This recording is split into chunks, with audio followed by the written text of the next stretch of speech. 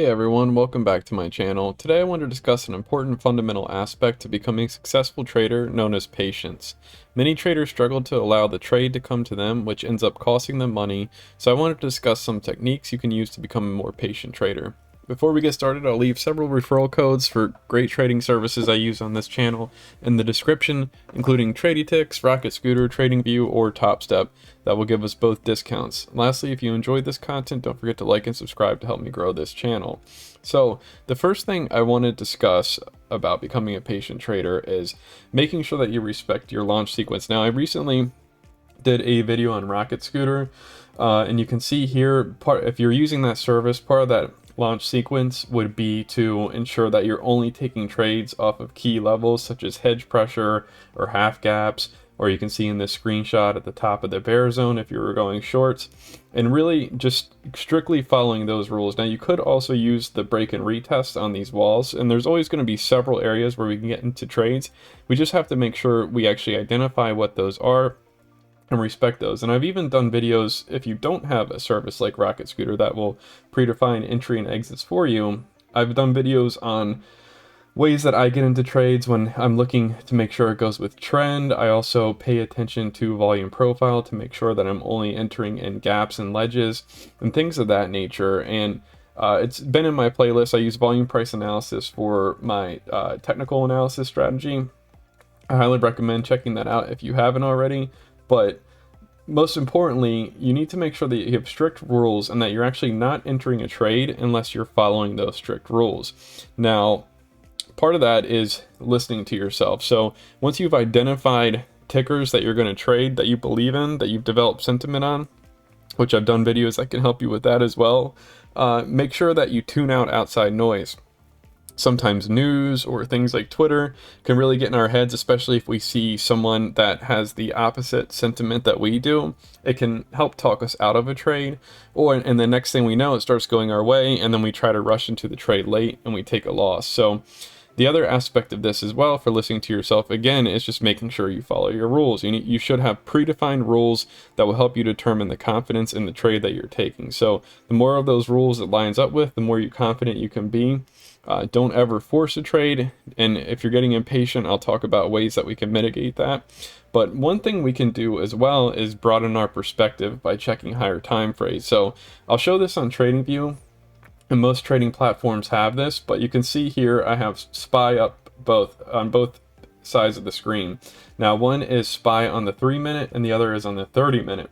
One thing this can help us do is, and I'll just hide these levels here to make this a little cleaner, is get a broader perspective of the trade we're taking and then make it easier to follow some of our rules. So one of my rules is to make sure that I'm respecting levels and trends that I found on higher time frames. Now that can be difficult at times to have that overview of where SPY is at. So one thing I like to do is whatever ticker I'm trading, I'll have the intraday time frame up that I'm trading on, so I can just focus on that with the indicators that I like to use. And then on another page, I'll have the price action for SPY up. Now you can do, if you're trading on the 3-minute, you could 10x that and do the 30-minute, or you could go higher if you really want to broaden your perspective even further.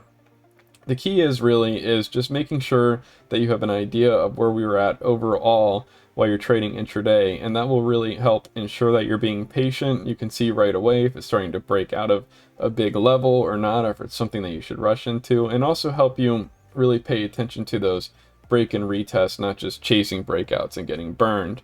And really the last thing that we should discuss out of all this is making sure that if we do find ourselves still becoming impatient, that we might even want to consider trading multiple tickers. So if we're going to do that, we want to try to find tickers that are not tightly correlated. So a good example of this would be trading maybe AMD and Upstart. So when we're building our watch list, one requirement that we could have is that the tickers that we are trading aren't tightly correlated. For instance, if you're trading AMD, it might not be a good idea to also have Nvidia on your watch list because they often move the same way, which you can see here. I mean, they were slightly different, but at the same time, they weren't different enough to ensure that it can help us remain patient by multitasking. Whereas If we look at Upstart, for instance, compared to AMD, it can really help us. Now, if you're a futures trader, you could consider trading ES and crude oil, or ES and gold,